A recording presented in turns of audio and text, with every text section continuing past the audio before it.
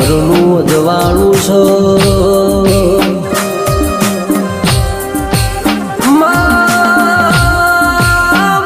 જેને મજૂરી ખાતર મલખ મેલ્યો હોય એ જેને ઘરની જવાબદારી ખાતર ભણતર મેલ્યું હોય એ જેનું ખોવાઈ ગયું હોય ન તારા સિવાય બીજું ખોળનાર મળણીમાં